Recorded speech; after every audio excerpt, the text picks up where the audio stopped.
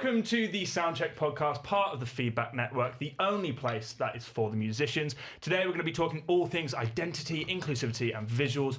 But first off, it is time to introduce our very special guest, Skint Knees. Guys, how are we doing? Hey, buddy. Doing good.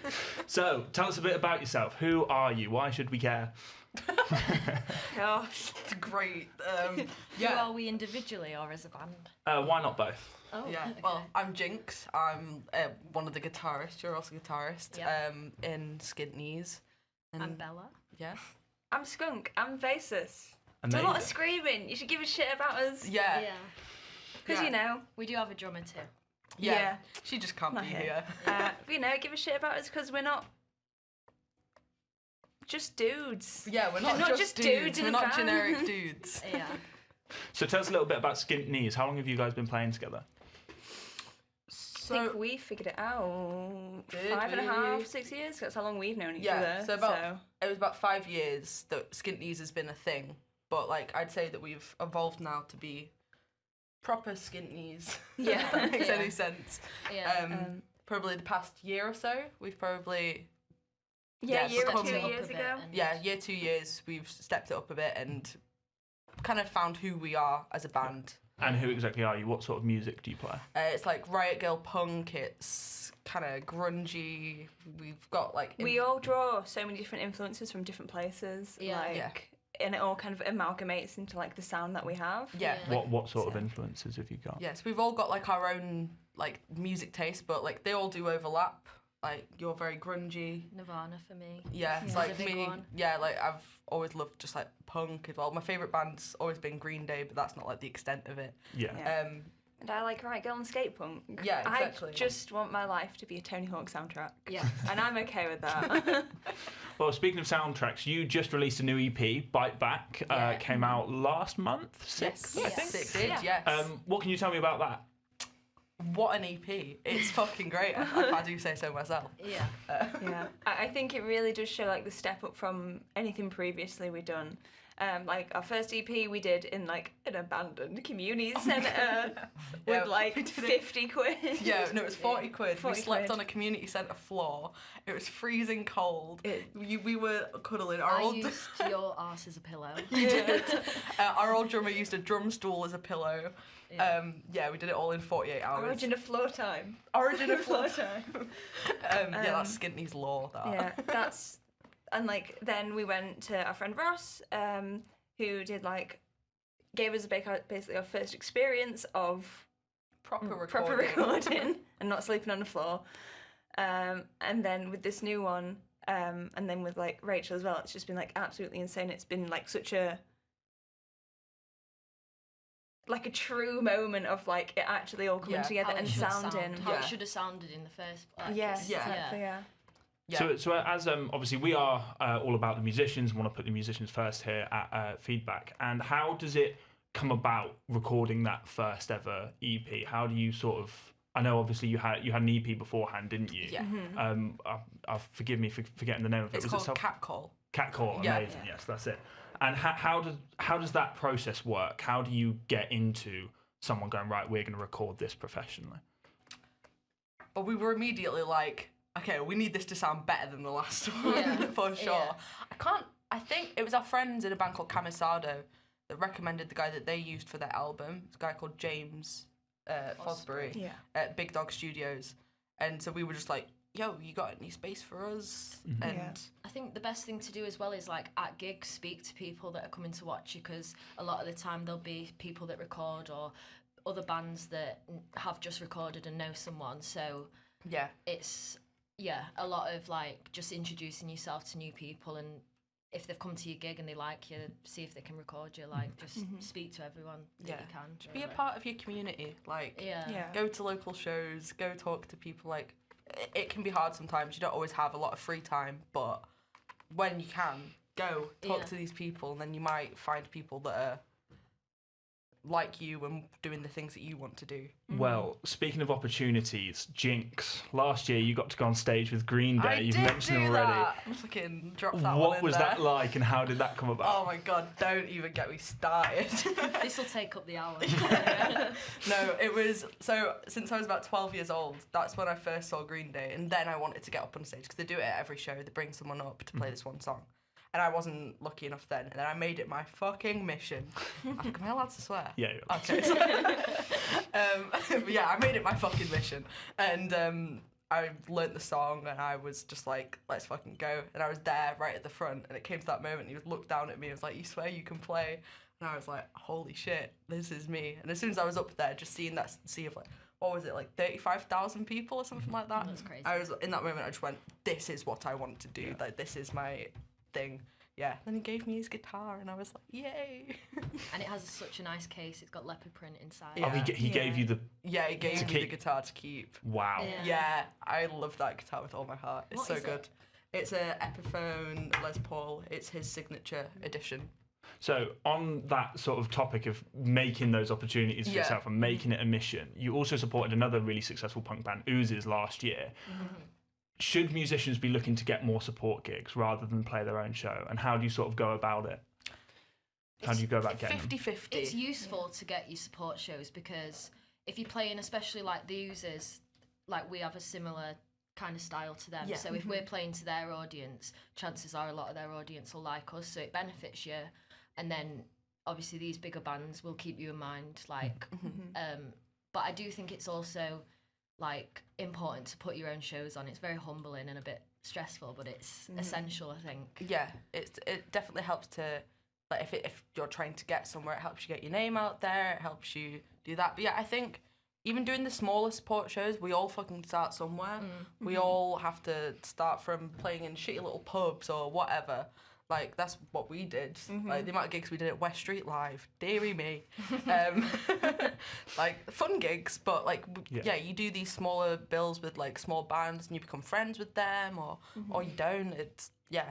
And I think putting on your own, you can then also kind of like pass it down a bit, because I feel like we're in a position now where we can put on a headline show and like we can like put bands on that are also Similar to us. and like might not always get the opportunities to do things, because for our EP show coming up, all the bands, we have made sure that they were all like female presenting and like mained and like non-binary and very like queer representation, because Yeah, 'cause it's what's important to us. That's what Skint Knees is about, pretty much. Yeah.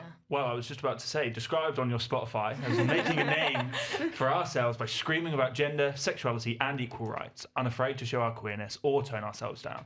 Why are those issues so personally important to you? Where do we start? I think it's a lot. I mean, oh sorry, Bella. I was just going to say, like, if you look at what we were influenced by, which was the riot girl movement of the 90s, like, the things they were fighting for, we're still fighting for, and I think it's important to carry that on. Like, and just, I think if someone that feels like they don't fit in listens to our music and feels like they've got, oh, I can go to these gigs and be around like-minded people, then that's great. Like, who wouldn't want to do that with their music? Like, Exactly. Yeah. It's such a lovely scene, I think, having like all these like queer representation, like not even just as bands, like people that do say sound or record or make posters, zines, whatever, having this lovely community of people. It's so nice, and like the more and more you build it, the more and more you can use your voice to like talk about what's personal to us and stuff. yeah. Well, how important is it to try and get across what you believe in your music? Is it essential to making music, if that's what you want to be, like be authentic to your feelings? I would say so. Yeah. Yeah, I think you can't sing about something that you don't believe in, and you can't scream about something that And you can don't tell believe if in. someone's singing about something that they yeah, don't believe that in. is so Yeah. true. It's like- Yeah, Yeah. Have you got any examples? Ooh. bite your tongue. I do, yeah. We'll save that for after. I just think it's so important to like be authentically you, and like, you know, as a kid I grew up closeted, very like didn't say anything about like queerness or like gender or, like, or my identity or anything, and then like I feel like I'm old and grown and gone through a bit of life where I couldn't like be myself. I think it's so important to me to actually like be like my authentic self and like not be ashamed of that and like have a sense of pride in yourself. Yeah. To like be like, no, this is what I believe in. I do this and I want to do it for a living and I want to make sure people know about it and hopefully inspire and influence other people to not be so afraid to be vocal about what they believe in.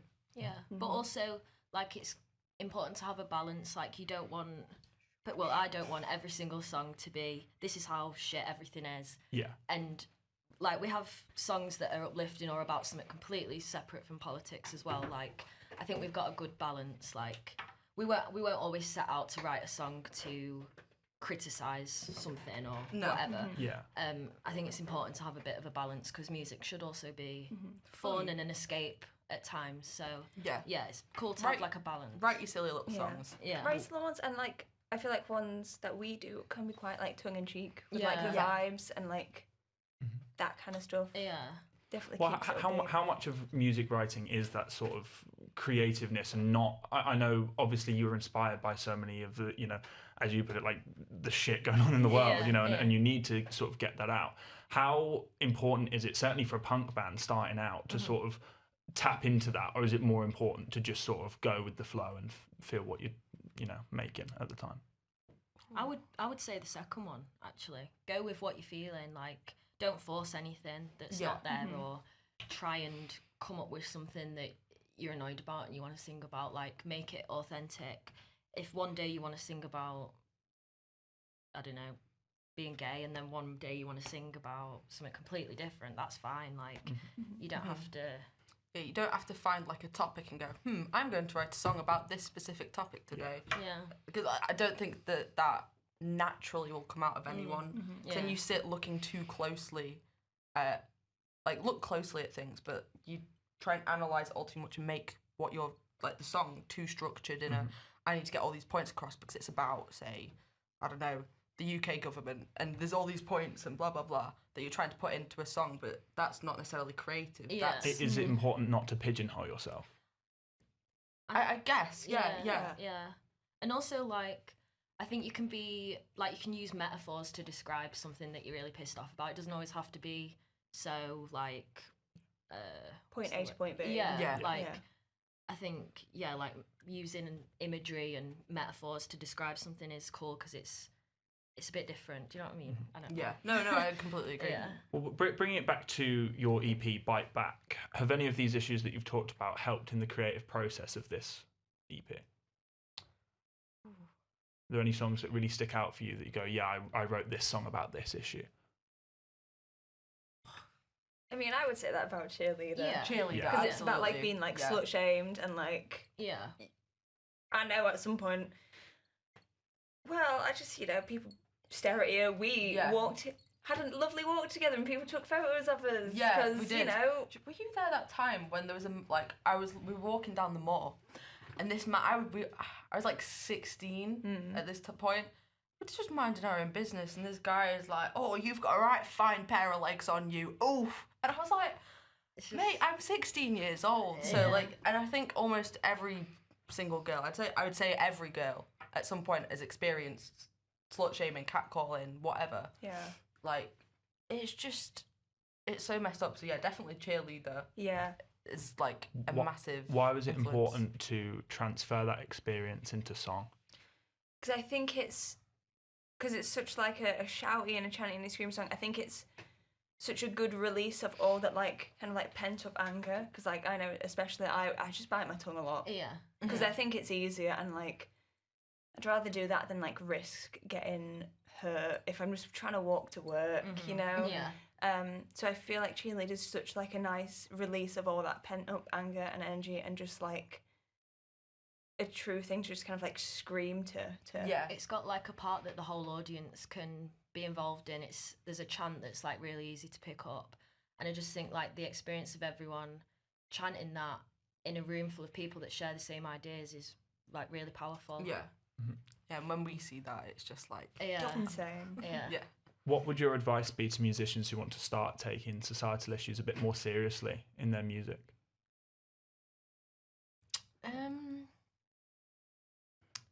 taking it more. Come together as a band and discuss what's important to you and what it is that you want to talk about. Yeah, 'cause we did that. It's like it's always been like known what we care about, but like we wrote like the Skint Knees manifesto. Yeah. So how did that go down? Tell me a little bit more about that. We were, was it when we were sat in the pub? Yeah. Yeah, we were sat in Shakespeare's after a band practice, and we were sat outside, and we were just like, right, let's get all these points down of what it means to be in Skint Knees, what we are trying to get across like through our voices, and what else was there? Like also a lot to do with who we play with. Like we'd kind of come off a long stint of doing these support gigs where it was an all-male lineup. We were the token Queer band. Yeah. And we kind of all were just sick of it, and we're like, right, we don't need to accept every single gig. Like let's Just look because at it's our, a gig. Yeah, like look at, okay, are we here for this reason, or like do they just love our music and want to put us on, which would be great, but a lot of the time it's kind of it just feels, it felt a bit diversity points. Even kind if of thing. that wasn't the intention, it could just sometimes feel like they wouldn't necessarily put effort into talking to us or anything like that. So it'd just be like, oh, we're just here to fill a quota. Do you think that some people are intimidated by you because you are I hope that so. demographic? I don't think people should be intimidated of us by any means, but I think that bands that are like us shouldn't do like the things that say we did, and you don't have to take every single gig opportunity just because it's a gig. Like if you want to do it, absolutely go ahead, but it's just work with people and care about who you're working with, and put yourself first as well. Like you can say no to things that you don't want to do, or like have a look at the lineup and think, is this gonna benefit me, or am I gonna feel a bit weird here? Or because we've done gigs before where like they've not even realised that we're the support band, or like we did one in Manchester where we were headlining and they came up to us and said, we'll sound check you after we've done the headliners, and we were like, we are the headliners. Like, so yeah, go to say yes to gigs where you feel valued and like they like your music, they like what you're about, not just to benefit them. To just fill a slot. Well, I mean, obviously you've said there, like, don't necessarily take the gigs if you don't feel like you're gonna sort of get what, you know, for example, Skint Knees are really about. If this gig is going to get what Skint Knees are about, is it important for musicians to sort of take a stance on something in their music, and why should aspiring musicians, you know, care about what's going on in the world and making sure that it fits with their values? I think it's really important because like the music is the thing that connects so many people, and like, you know, I listened to a lot of political bands growing up. I used to love Rise Against, I still do, and all of that is like about kind of like the state of America, and like I felt the vibes. But also like I don't think, maybe controversially with you guys, but I don't think that you have to start initially at that point. I think you can grow from it, because I know when we started Knees, I was quite scared to sing about my queerness because we were doing gigs in pubs. Yeah, well, when me and you first started, like, the songs that we had, which will never see the light of day, they were pretty much exactly like what I'd said earlier about, like, oh, here's some political issues and we've put them in a song. Because we were too scared to talk about our, like, inner feelings and, like, what things mean to us, which I think. So I feel like you can definitely have like a natural progression, and don't like force yourself into it straight away, because it is really scary. And like I know when we first did Cheerlead, I was just like shit scared to like do it, because I was like, this is talking about like my queerness and my experience and like stuff like that. It's hard to be like vulnerable in a song, because you kind of feel like you've just written a diary entry and just said it to a room of people. It is quite. But that's why we kind of put like tongue-in-cheek stuff and like jokes, and like sometimes it'll be really sarcastic or whatever. Like it's never too serious with us, I don't think. It's like serious issues, but like with a bit of like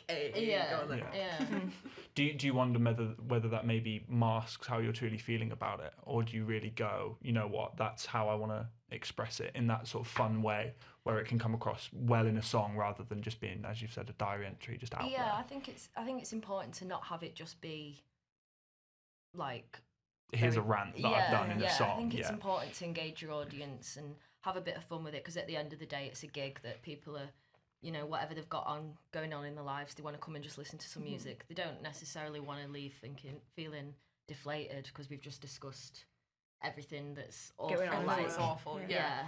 Because I feel like maybe, if you guys agree, I feel like our music kind of has like a uplifting kind of feel to Yeah. it, because Yeah. we're talking about this stuff and we're like, but like it's overcomeable. Like Yeah. Yeah. we can It's get empowering. over it. It's empowering. Yeah. Yeah. Or like Boys Like You as well, like starts quite vulnerable. Like I wrote it about stuff that had happened from like being a teenager, but then towards the end it gets to just like a chant of like Boys Like You, and it's like everyone joins in, and it's like it doesn't have to just be a moan, it can be also uplifting. It can be empowering that you're Yeah. fighting against Yeah. it, right? Yeah. It's like a unifying experience. Yeah. And like if everyone can be like, I've had this has happened, it's shit, Yeah. but fuck that. I think we do that a lot in our songs. Like, well, not massively, but there's sections where people can join in and just like scream with us and Yeah. be involved. Like, at least for me, I know that that's something that I want Skint Knees to be like. I want it to be like quite get involved, like Yeah. participate, like get on the stage Yeah. if you want, like. Yeah. Like grab the mic, do what you want to do. Like this is as Yeah. much your show as it is ours. Like Well, talking about that union, you mentioned Skunk, how there was sort of you felt very uncomfortable talking about your queerness in your music. Is there an issue in the music industry surrounding sort of the inclusion of LGBTQ plus community? I think it's definitely got better over the past couple of years. Yeah. Like with bands like the Users and like Jen and the Generates, those Yeah. guys. Yeah. Like now that they're coming into like a more like mainstream, and which is amazing, it's fabulous. But like, you know, like from like this like kind of I guess grassroots level, you do find your sleazy old guys that are the promoters and Yeah. your blah blah blah, and they're kind of like you just kind of brush them off, but like they are a bit of a problem. Like there needs to be more. I don't know how to word it. Like What would you like to see from other musicians and venues to sort of help the problem? I think putting on more like queer event nights and stuff like that, or just like generally, I quite like a mixed up kind of bill. Yeah. Where it's like it's not necessarily all the exact same genre. Like throw stuff together. Like it might surprise people Yeah. that they enjoy it and like actually listen to what these bands are saying. I think venues and also approach should make a conscious effort as well to have like more female sound techs Yes. and all that kind of stuff, Yeah. because I think I can count on one hand the amount of times we've had non-male Yeah. sound tech. We've I had think two. we've had And two. it's We've had Leisha, Leisha. who did our first headline show, Yeah. and then we did, I can't remember her name unfortunately, but she did the one. The Manchester show, wasn't it? No, No, because there was a woman that did. No, so maybe three then. maybe three. Yeah. Yeah. But it's one of them. It's like there's not a lack of females in this industry. Or Not at all. It's like the same with these huge headlines you see of like festival lineups, and it'll be like loads of men and people in the comments or something will be like, well, there isn't these good female bands that can be on here. There is. People just aren't looking for it or Yeah. aren't Yeah. listening to it. Like there never has and never will be a lack of women, or not. Start again. There'll never be a lack of women wanting to do these things, wanting to do these roles, but it's about being seen and actually being given the opportunity Well, to I do mean, that. Glastonbury for the first time this year features 2 women headliners, And that's the Yeah. first and that's time the first time. And It's so depressing. It's SZA and Dua Lipa this year, and you're telling me that these people weren't around for? I don't think so. Like, Yeah. but what? How does it change? How do you fix it? What needs to sort of come from and anybody? It doesn't just have to be bands. It can be, as you said, Yeah. like techs and I stuff. think it is quite deeply rooted into like the bigger picture of like the music scene, like these big wigs and stuff like that. I think it's them that we kind of need to be targeting and be like, when you've got your people scouting for bands and stuff like that, don't just be like, ha, there's 4 white boys with brown fluffy hair. Let's go. Let's have them. Like, Yeah. that's generally speaking what tends to happen. And it's like there are some great bands that are starting to succeed, like Jen and the Degenerates, who like we also played with. Like they're doing brilliant. Like they're doing really really good at the moment. But yeah, there's so few bands that I could actually say are like on these like say festival lineups and stuff like that. Yeah. And I think it's about like people, like men being allies to the female musician community as well. Like I've noticed with Foo Fighters tour this year, they've got a shit ton of like female Yeah, they have. bands, and that's really cool to see. And I just think like people should take a leaf out of their book and think like, okay, we don't need a band that everyone knows. Let's get someone new that people don't know are going to be interested by. Like, Yeah, that's a good point. Like on these big headline tours and stuff like that, like get a small band from the city you're playing in, shove them on the lineup, Yeah. see what happens. Yeah. Off you go. Yeah. Well, now speaking of identity, I want to take it slightly into more the visuals of certainly your latest EP, Bite Back. What inspired them? Your dog. My dog, yeah, Billie, she's an angel. Do you know what? She's a riot girl. That She's dog is so a riot feisty. girl. She's like gorgeous. She even has her fur is black round her eyes, and it looks like she's got a wing of eyeliner. So she is just a pure riot girl. So that's why she's on the front. She's very small, and people look at her and think she's a cute little puppy, but she's actually like 11 and really feisty. Like that's why she's Yeah. on it for me. She bites Yeah. back, Yeah, right? she Like does, this. Yeah, exactly. And like the colours and stuff like that, it's so in your face. Like we love those colours, like Yeah. green and pink. Yeah. They're so vibrant.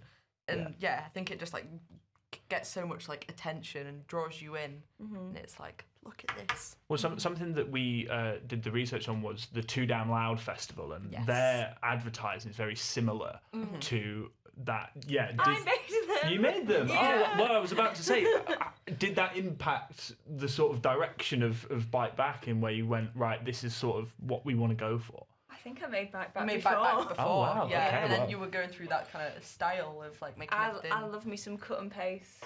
Yeah. I love cutting out things and sticking it to paper. Yeah. Good design habit, but yeah, I made them. Yeah. I Yeah. think they're pretty great. We're very lucky Yeah. that we have a brilliant graphic Yeah. designer in the band And I because put the festival on. you did, Yeah. yeah. Well, there we go. Obviously, Yeah. Skunk, you're a graphic designer. Jinx, you're currently studying art at Yeah. Sheffield Hallam University. How has that sort of art teaching and like sort of classic education impacted the visual side of Skint Knees? Not just in an album sense, but overall, you know, how you dress, how you look on stage, all of that. I think it's beneficial, but it wasn't ever like a necessity. Like we all have our own style and like individuality. Like you didn't go to uni. No, I didn't. You're still so creative. It's like I'm not worthy. But like yeah, you've graduated. I'm still doing fine art. Like I think it helps in a sense of somewhat knowing like techniques to advertise, I guess. But I don't really know. I know, like with what I draw on, I went through like a whole thing with my time at uni because I thought it was a certain way to do this, and there are certain ways to do stuff. And then over my time there, I had some really great lecturers, I had some really fantastic friends and like times there, and that was like a self-realization of like style and everything, and just being aware of these practices helps display things a lot better. And like it's all about visual communication, making sure things are easily read between things. I feel like that's something that we bring into like the branding of the band and like the style of it. Like I just think it's very like equalizing and it helps a lot, and like a strong identity is always like good to have. Yeah, well, It is. how important is it to think about? And like you had the Skint Knees sort of mantra that you made beforehand about what you want to stand for. How important is it to think about visuals in the same way? Well, it's how people are going to see you at the end of the day. Like it's what you're giving out to the world, so it's really important. Like someone seeing the Bite Back EP cover could be their first interaction with seeing something of ours. So it's important for it to look good, look cool, and be bright It's and like a eye-catching. first impression, isn't Yeah. it? Yeah, exactly. But like we don't really bring that kind of like thing to like live shows. We all kind of express ourselves. We don't Yeah. have like a Like, this is what uniform you or need to dress wear. code for Yeah. us. We just all We all turn up as we are, and then we're like, "Oh, cool outfit today, bro." Yeah. That's Yeah. it. Like, yeah. The only time that we'll maybe think a little bit is if, say, we're doing a photo shoot. But even then, it's still dress how you want, be comfortable, express yourself. Like, obviously, you're doing a photo shoot, you're gonna dress up, look good for it, whatever. But just be ourselves, really. yeah. Yeah. Is it more important to be loud and out there and controversial? Maybe this is a silly question considering you're so inspired by the riot movement and that sort of thing, but is it important to sort of be boring and authentic, or loud and controversial but not necessarily yourself? I think you gotta be yourself. Yeah. You've always gotta be If yourself. you are inherently boring, stay inherently boring. Mm-hmm. Don't force Yeah, it. Like, yeah. I don't think you have to be kind of like political to either be yourself as well. No, you don't. No. I really like Creeper. They just dress up as vampires. Yeah. They're great. Like that's Yeah. their like identity and like vibe. yeah. But it's not really anything political, but they're Yeah. being them because they just like They spooky like shit. the little vampires. Yeah. They like spooky shit. Exactly. Yeah. So like I think as long as you do something you like, you can make something great out of that. And I don't think it necessarily has to always be. Yeah. And there'll be someone that likes you, it. You Yeah. don't have to look a certain way to be a Riot Girl, for example. You No. could dress in the most plain clothes, but if you've got them Riot Girl values, you're a Riot Girl. Like, it Yeah. doesn't matter. It's the same with punk. Like that's a stereotypical phrase, but like it's not a fashion style. Yeah, Like it's yeah. if you've It's got not that. just black leather and Yeah, spikes, yeah, right? exactly. Like if you've got Yeah. that mindset, right? Boom, you're a punk, you're a emo, you're a metalhead, whatever. Like they've Yeah. all got their own values.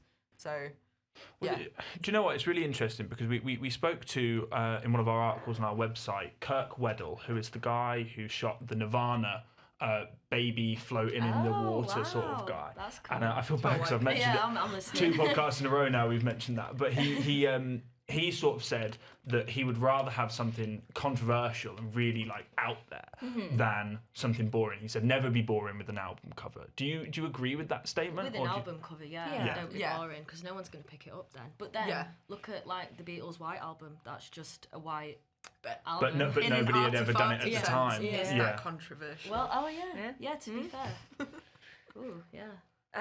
I think visually it's very important to stand out. I I think now more than ever as well. Everyone's Yeah. fighting to get like yeah. but- And like social media's a battlefield. Oh, it's my real goodness. hard. But I think visually that is an important point to like have a good strong visual online presence or like album covers.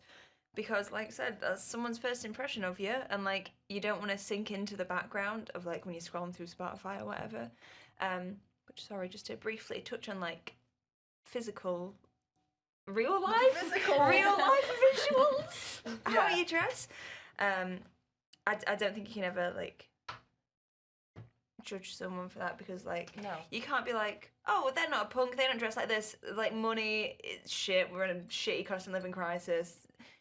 People don't have the money to get Just wake the up in the things they morning. want. Yeah, I just want to wake up in the morning, man. You touched on social media there. How would you? Do you have a social media manager, or do you do it all yourself first? do off? it Do it Ourselves, ourselves, and it's yeah. the vein of our existence. How do you go about sort of curating it so it works for you, and what advice would you have for other musicians that would be looking to do the similar thing? We kind of have roles in it. Like Yeah. you do more of, like the Instagram and that kind of stuff, Yeah. and like because we get photo shoots done in like similar styles, it like makes a nice continuum. Yeah. Yeah. Yeah, I think making your feed stand out, like with like visually, like make things all look nice on your what's it called? Feed. Feed. Yeah. Yeah, Oh, you said okay, it right. I there. thought there was another word. Profile page. Yeah, on your Yeah. profile. Yeah. Yeah. And like also like what you write, like as kind of cringe as it can be, like use emojis to like make it like stand out a bit more and stuff, so people actually read it. Because on Instagram, people just like, oh, pretty picture, scroll. They don't really read. So if you've got like something that's saying like, oh, this is what's happening, like in all capitals, whatever, Yeah. that does massively help. And as well, timings of when to post, that is a really important thing. So yesterday, just to see what would happen, I did a Instagram post at like midday. It performed terribly. And usually we'll do it at like maybe 5, 6 o'clock, and it performs way, way, way better because that's the time people are on the phones and stuff. I always think like everyone's on a bus at like 5 o'clock scrolling the phone, aren't they? Yeah. Like, that's a good time. Yeah. Evening.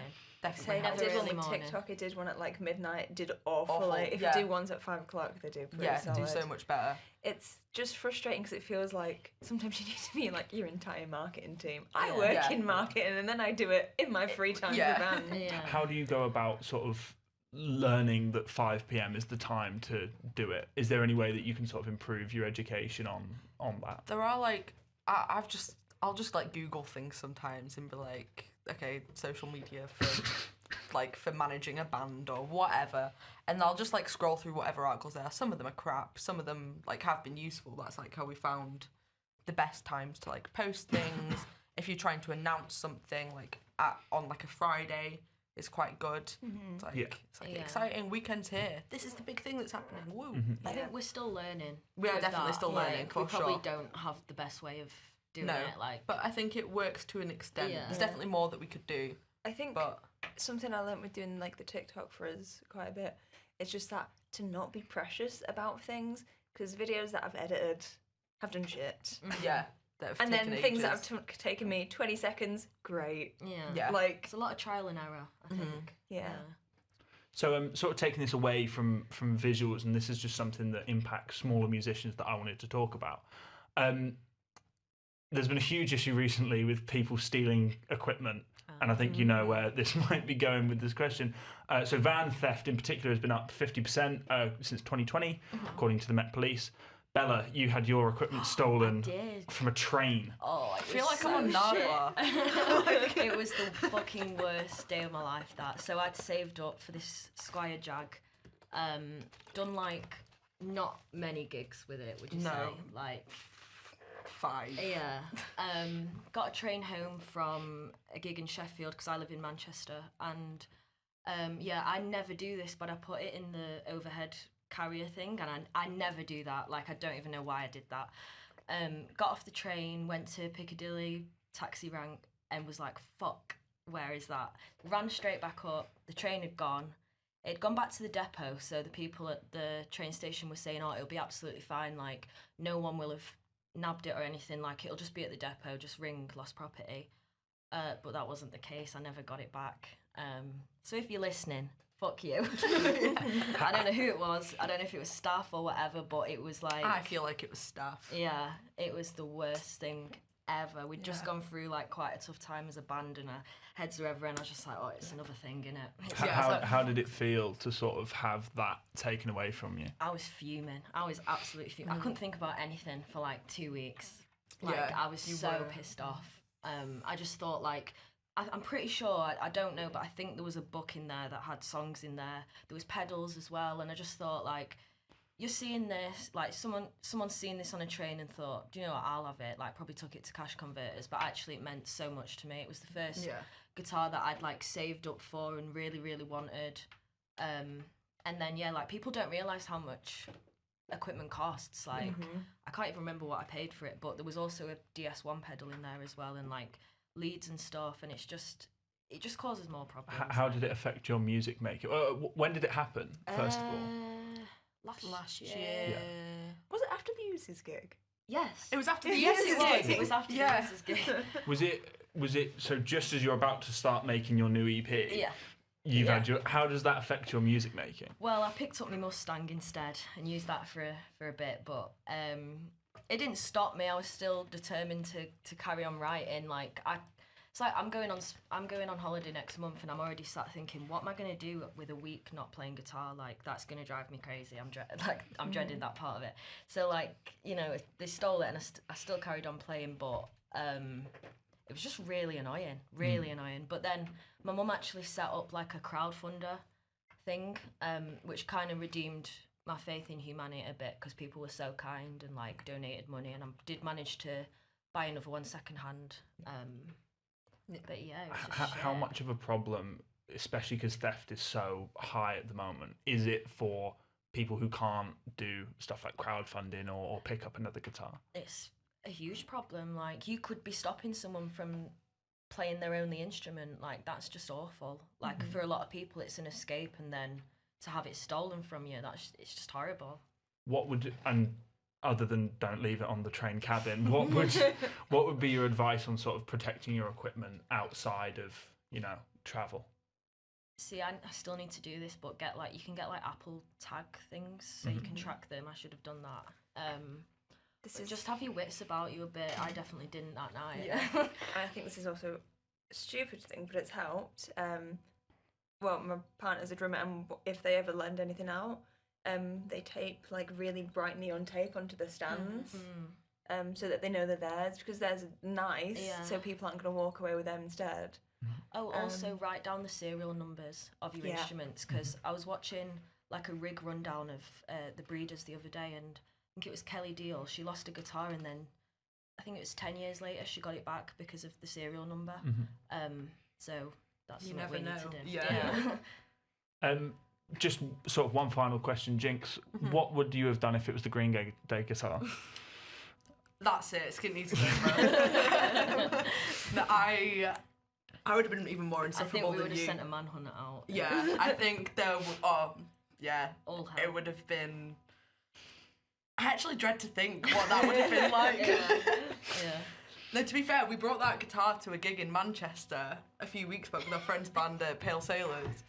And I was there ready. I was like, oh, I'm going to play this guitar for the first time ever at a gig because I was a bit too scared to. I open up the case, I look at the guitar, the input was broken. And I was like, are you joking? Yeah, I we was needed so like upset. a tiny, we need like a bolt or something. Yeah, just a for it, little didn't bolt we? for it. But yeah, I was raging about that. That was That awful. same gig, I broke my A string in the first song. So both of us were playing different people's guitars Yeah. that weren't ours.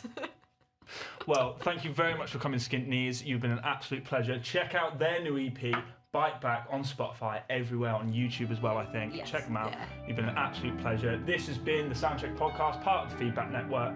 Hope you enjoy. There's more coming for you next week. Cheers.